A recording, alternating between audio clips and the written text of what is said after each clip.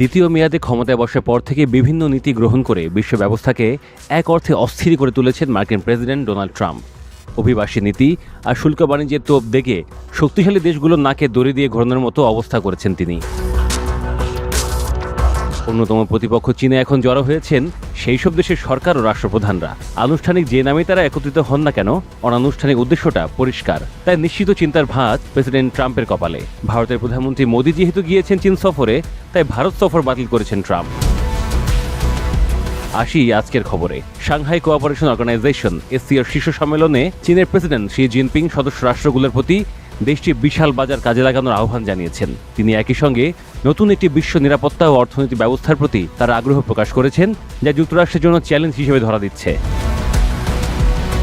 রাশিয়ার president Vladimir Putin, ভারতের প্রধানমন্ত্রী নরেন্দ্র মোদী এবং মধ্য এশিয়া, মধ্যপ্রাচ্য, দক্ষিণ এশিয়া ও দক্ষিণ পূর্ব এশিয়ার অন্যান্য নেতারা উদ্বোধনী অনুষ্ঠানে অংশ নিয়েছেন।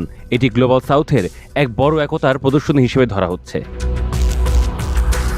শি জিনপিং অংশীদার দেশগুলোর উদ্দেশ্যে বলেন, স্নায়ুযুদ্ধের মনোভাব ও ব্লক ভিত্তিক সংঘাতের বিরোধিতা করতে হবে এবং বহুপাক্ষিক বাণিজ্য ব্যবস্থাকে সমর্থন করতে হবে। এটি মূলত মার্কিন প্রেসিডেন্ট ডোনাল্ড ট্রাম্পের শুল্ক যুদ্ধের দিকে ইঙ্গিত এবং এটি উন্নয়নশীল অর্থনীতির দেশগুলো যেমন ভারতকে অযথা প্রভাবিত করেছে। যুক্তরাষ্ট্রে ভারতের রপ্তানি পণ্যের উপর গত সপ্তাহে 50% শুল্ক আরোপ করা হয়েছে। জাতিসংঘ মহাসচিব আন্তোনিও গুতেরেস রোববার বলেছেন, চীন বিশ্বব্যাপী বহুমাত্রিকতা বজায় রাখতে একটি মৌলিক ভূমিকা পালন করছে। তাহলে বিশ্ব বাস্তবতা অন্যদিকে মোড় নিচ্ছে, যেটা যুক্তরাষ্ট্র ও পশ্চিমা বিশ্বকে ভাবাচ্ছে।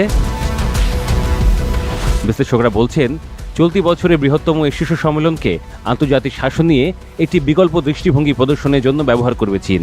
যুক্তরাষ্ট্রের নেতৃত্বাধীন আন্তর্জাতিক ব্যবস্থায় অনিশ্চিত নীতি, যুক্তরাষ্ট্রের বহুপাক্ষিক সংস্থাগুলো থেকে সরে আসা এবং ভৌগোলিক রাজনৈতিক অস্থিরতা দেখা দেওয়ার মাঝেই এই সম্মেলন আয়োজিত হয়েছে।